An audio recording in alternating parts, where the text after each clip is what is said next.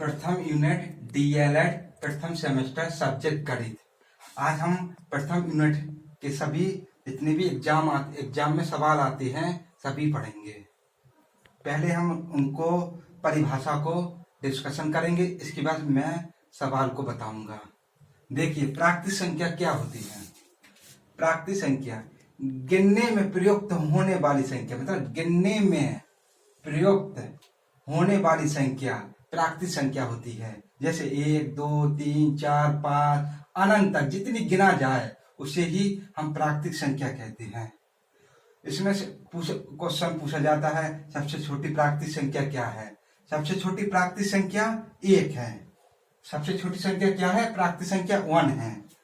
अब पूर्ण संख्या क्या है? इसके बाद देखिए पूर्ण संख्या क्या है।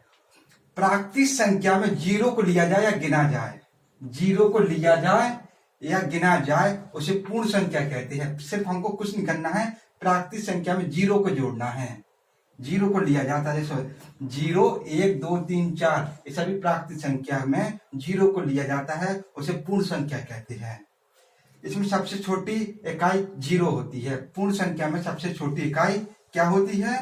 जीरो होती है। और सबसे बड़ी इकाई पूछा जाए क्वेश्चन, सबसे बड़ी इकाई होती है अनंत।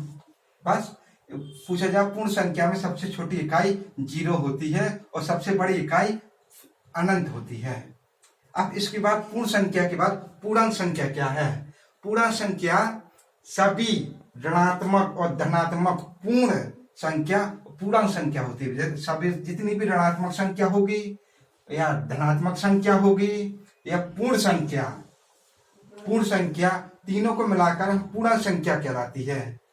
पूर्णांक संख्या देखिए, जैसे -3, -2, -1, 0, 1, 2, 3 ये सभी पूर्णांक संख्या है। माइनस भी गिना जाता है, धनात्मक भी गिना जाता है और जीरो को भी गिना जाता है, इसे हम पूर्णांक संख्या कहते हैं। और शून्य एक ऐसी संख्या है ना तो धनात्मक होती है ना ही ऋणात्मक होती है, इसलिए इसे उदासीन भी बोलते हैं।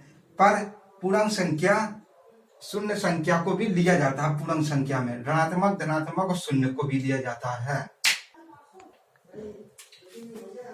परिमेय संख्या क्या है? परिमेय संख्या वे सभी संख्या जिन्हें P/Q के रूप में लिखा जाता है, मतलब P/Q के रूप में लिखा जाता है, वे परिमेय संख्या कहलाती हैं।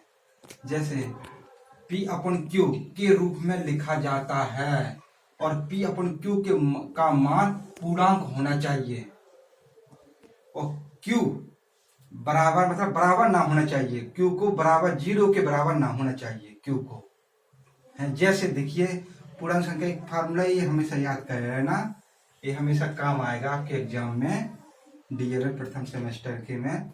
P/Q होना चाहिए तथा P तथा Q का पूर्णांक होना। पूर्णांक संख्या पढ़ते हम लोग पहले वाले, मतलब इसके पूर्णांक संख्या 0, -1, -2 या -3 या +1, +2 या +3 कोई भी मान होना चाहिए। यहाँ पूर्णांक का मतलब ये है। पूर्णांक मतलब -1, -2 या 0 कोई भी हो यहाँ पर। जैसे क्वेश्चन आता है कि जीरो क्या है। जीरो एक परिमेय संख्या है। जीरो एक परिमेय संख्या है क्योंकि परिमेय जीरो क्या है? पूर्णांक संख्या है। जीरो एक परिमेय संख्या है। 1/4 क्या है? P/Q के रूप में लिखा जा रहा ना, P/Q, P और Q ये पूर्णांक संख्या दोनों। P/Q 1/4, हाँ।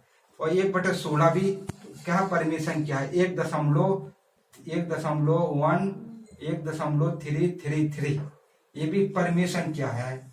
इसको अपन दशमलव हटाने के लिए 1000 लिख दिया, 1000 लिख दिया। देखियो P/Q हो गया ना, P/Q हो गया है ना। इसको मतलब P को 1333 में तो Q को 1000 के रूप में लिखा जा सकता है। या आ जाए 1 + 1/3 को हल करेंगे तो 4/3 आएगा। 1 + 1/3 को हल करेंगे तो 4/3 आएगा। तो ये भी परिमेय संख्या है। बस परिमेय संख्या पूर्णांक संख्या को सभी को गिना जाता है, ओनली एक चीज को नहीं गिना जाता। क्यू अपॉन बराबर क्यू का मान मतलब इसका मान 0 नहीं होना चाहिए। क्यू का पी का मान 0 रहे तो परिमेय संख्या है, क्यू का मान 0 नहीं होना चाहिए। अब इसके बाद देखिए अपरिमेय संख्या क्या है। वे सभी संख्या जिन्हें पी अपन क्यू के रूप में ना लिखा जाए, बल्कि विपरीत है इसके। वे सभी संख्याएं जिन्हें पी अपन क्यू के रूप में नहीं लिखा जा सके वे अपरिमेय संख्या कहलाती हैं। एग्जाम में डीएलएड प्रथम सेमेस्टर का 2016-17 या जब भी है मैं क्वेश्चन देखा हूं कि पाई क्या है, परिमेय संख्या है, अपरिमेय संख्या है। पाई अपरिमेय संख्या है, अंडर रूट जितने भी अंडर रूट में मान रहेंगे कि अपरिमेय संख्या होगी। अंडर रूट में जैसे अंडर रूट 5 हो गया, अंडर रूट 6 हो गया, मान लो अंडर रूट 4 है, ये परिमेय संख्या अपरिमेय संख्या, ये परिमेय संख्या होगा अंडर रूट, क्योंकि इसको तोड़ने पर 2 होगा, 2 निकलेगा, ये परिमेय संख्या होगा। सिर्फ जो संख्या मतलब अंडर रूट से ना निकले वो अपरिमेय संख्या होता है। 4 है तो अंडर रूट 4 है तो ये क्या होगा 2 है, ये परिमेय संख्या है। अपरिमेय संख्या 6 है, 5 है। सम संख्या क्या है? ऐसी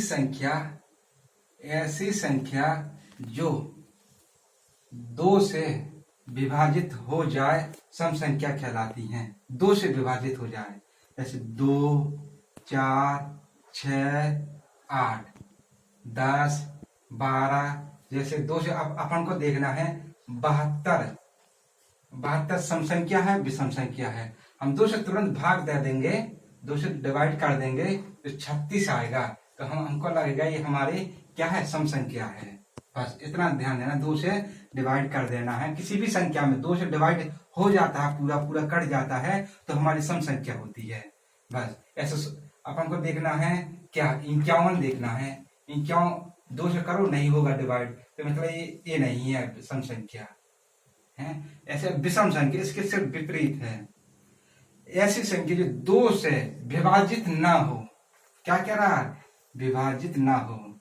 ऐसे 1, 3, 5, 7, 9, 11 अब 2 से विभाजित नहीं हो रही है। जैसे 11 को 2 से विभाजित करो, कहाँ हो रहा, नहीं हो रहा, दशमलव में आ रहा ना, तो इसलिए ये विषम संख्या होगी। जो 2 से विभाजित ना हो वो विषम संख्या होगी। 1, 3, 5, 7, 9, 11 ऐसे अनंत तक चलती रहेगी। अब पढ़ेंगे हम भाज्य संख्या क्या है। भाज्य संख्या को थोड़ा समझने के लिए ध्यान दीजिए आप लोग। वे सभी संख्या जो 1 है और स्वयं के अतिरिक्त कम से कम एक अन्य संख्या और होनी चाहिए। 3 संख्या हो रही इसमें, 1 और स्वयं और उसके बाद एक संख्या और होनी चाहिए और पूर्णतः विभाजित हो सके तो वे क्या है, भाज्य संख्या है। जिसे 4 को देखा जाए, हम 4 को उदाहरण लेंगे, कैसे पता लगे, क्योंकि 1 से भी विभाजित हो रहा है, 1 से 4 को विभाजित करेंगे तो 4 ही आएगा है। इसके स्वयं का मतलब वो 4 से विभाजित करेंगे, 4 से विभाजित करेंगे, जैसे 4 को विभाजित करेंगे 4 से तो क्या आएगा, 1 विभाजित हो गया। हाँ, अब 4 के बाद अन्य संख्या, कोई भी अन्य संख्या हो, 2 से करो 4 को विभाजित, 2 से करेंगे तो 2 से 2 कट रहा, 2 आ रहा है। यही भाज्य संख्या है। अब इसके बाद हम अभाज्य संख्या पढ़ेंगे। वे सभी संख्या जो 1 और स्वयं के अतिरिक्त किसी अन्य संख्या से विभाजित नहीं होना चाहिए। बात हमको इतना ध्यान देना, उसमें 1 और स्वयं के अतिरिक्त दूसरी संख्या मतलब तीसरी संख्या और होनी चाहिए भाज्य संख्या में।